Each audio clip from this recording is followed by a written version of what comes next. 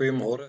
Ons teksgedeelte kom vanoggend uit Lukas 19 van vers 28 tot 40. Ek gaan vir ons 'n kort gedeelte lees hier vanaf vers 35. Toe bring hulle die donkie na Jesus toe, daarna gooi hulle klere op sy rug en help hom opklim. Terwyl hy aanry, het hulle van hulle klere op die pad oopgegooi. Toe hy naby die stad kom, teen die afdraand van die Olyfberg, het die hele skare juigende volgelinge God uit volle bors begin prys oor al die wonderwerke wat hulle gesien het. Hulle het gesing, loof die koning, hy wat in die naam van die Here kom, vrede in die hemel en eer aan God in die hoogste hemel. Net tot sover. 'n Rukkie terug het een van ons lidmate die vraag gevra deur te sê dat ons leef eintlik in 'n vreemde tye. En hy het eintlik verwys na die oorlog in die Oekraïne en Irak. En eintlik die versigtiging uitgespreek om te sê, hoe lank moet dit nog aanhou?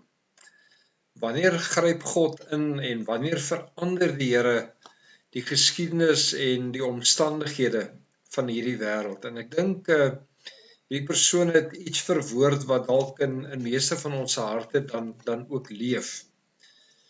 As mens hierdie gedeelte gaan lees van Lukas 19, dan gaan dit natuurlik oor Jesus se intog in Jerusalem. Dis die groot lydingsweek van Christus.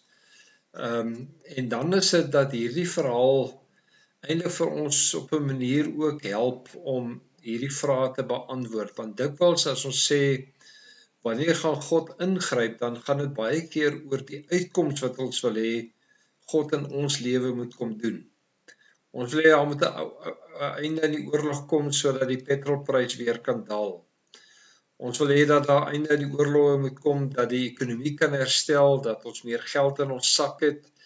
En ons dink onomwonde aan mense wat eintlik baie min het. En tog is dit dat hierdie gedeelte vir ons iets vertel van God se groter plan ook vir hierdie wêreld. Dat dit nie net altyd gaan oor ons onmiddellike behoeftes nie, maar dit gaan oor Jesus wat gekom het as verlosser, as Messias tot hierdie wêreld. En hoe hy gekom het om mense te red, om die wêreld te genees. En dikwels is dit dat ons eintlik maar die Here wil erken en dan vashou ter wille van ons eie voordeel. Dikwels soek ons die seëning van die Here sonder om ons te verbind in 'n verhouding ook aan God. Ons kan dan vra, wat verwag jy regtig van die Here? Is dit dat hy gekom het net om jou probleme uit te sort, of gaan dit oor 'n toegewyde lewe ook teenoor die Here? So as jy hierdie gedeelte gaan lees, dan sien ons die prentjie van 'n man wat Jerusalem inkom, doodnormale toneel, 'n man op 'n geleende donkie, hoe die skare in beweging kom, en wanneer hulle vir Jesus sien, dat hulle hom dan ook besing as die Messias, as die redder van hierdie wêreld. En dan is dit dat ons ook in hierdie gedeelte agterkom, maar dat die Here eintlik hartseer is, omdat hy die uiteinde van Jerusalem ken, die verwoesting van die stad, die Romeinse legioen wat die stad sal oorneem en vernietig.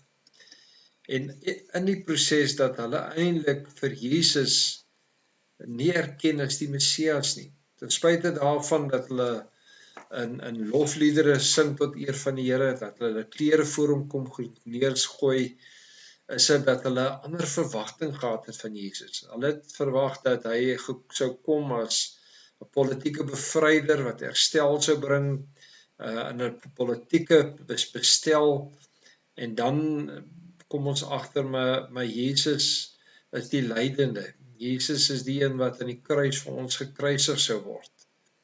Inderdaad was hy meer as maar net die seun van Josef. Hy was meer as maar net 'n rabbi wat gepraat het oor die koninkryk van God. Hy was die Messias, die verlosser van hierdie wêreld. En wanneer Jesus na hierdie wêreld toe kom, dan kom hy as die lydende, hy kom as die gekruisigde, En hy maak vir my en vir jou deel van sy plan, ook vir hierdie wêreld. En dat dit nie vandag gaan oor die vraag, Here, wanneer kom gryp U in? Wanneer herstel U my omstandighede nie?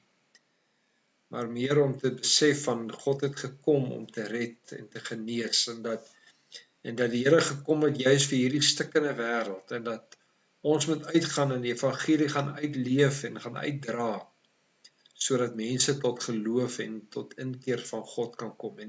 En dan sien ons dan hoe die koninkryk van God in mense se lewens sigbaar word, hoe mense se optrede, hulle harte verander, hoe hulle dade verander, wanneer die Here deel word dan ook van hulle lewe. Mag ek volgens vir jou kom vra, as ons sê, ons het die wens, die begeerte dat die Here 'n einde moet bring aan hierdie oorlog, herstel moet bring in hierdie wêreld, gaan dit eintlik maar net oor die finansiële voordeel wat ons dit vir ons inhou? Of is dit dat ons ook vanoggend kan sê, Here, maar ek kom wy my toe aan U, ek erken vir U as die verlosser, as die Messias oor my lewe. En ten spyte van die materiële uitkoms, dat ek aan die Here mag vashou as my God, as my Vader, wat my lewe kom herstel het, en wat my getuig van die nuwe lewe wat ek in Christus het. En mag die Here ons daaroor seën en vir ons help om dit so te leef dat ons hom sal eer en verheerlik. Kom ons bid saam. Here, seën ons in hierdie tyd en mag U verheerlik word deur ons lewe. Amen.